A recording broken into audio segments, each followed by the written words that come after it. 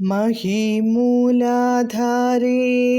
കമപി മണിപൂരേ ഹുതവഹം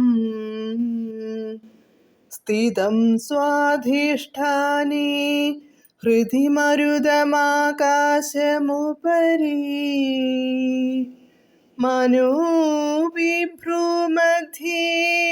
സകലമപി ഭിത്വാ കുലപഥം സഹസ്രാരേ പദ്മേ സഹരഹസി പത്യാ വിഹരസേ. പദാനുപദം.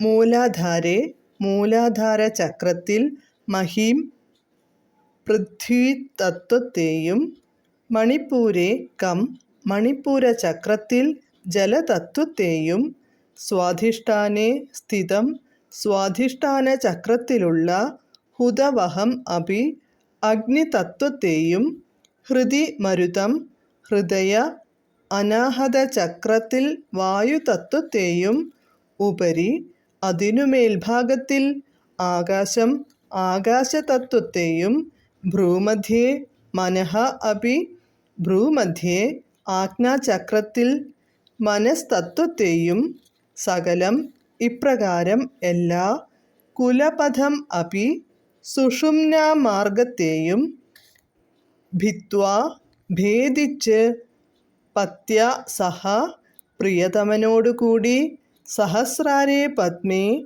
സഹസ്രാര പദ്മത്തിൽ രഹസി ഏകാന്തത്തിൽ വിഹരസേ ഭവതി വിഹരിക്കുന്നു.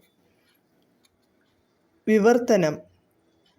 ഗുദോപരി ലിംഗം നാഭി ഹൃദയം കണ്ഠം ഭൂമധ്യം തുടങ്ങിയ ഭൂമികളിൽ ക്രമത്തിലുള്ള മൂലാധാരം സ്വാധിഷ്ഠാനം മണിപ്പൂരം അനാഹതം വിശുദ്ധി ആജ്ഞ എന്നീ ചക്രങ്ങളിലെ ഭൂമഗ്നി സലില വായുവാകാശ മനോമണ്ഡലങ്ങളെ ഭേദിച്ച് സുഷുമ്ന മാർഗമായി മേൽഭാഗത്തുള്ള സഹസ്രാര പദ്മസങ്കേതത്തിൽ ഭവതി ഭർത്താവ് ഒന്നിച്ച് രഹസ്യമായി വിഹരിക്കുന്നു. ജയ ജയ ശ്രീ രാധേ ശ്യാം.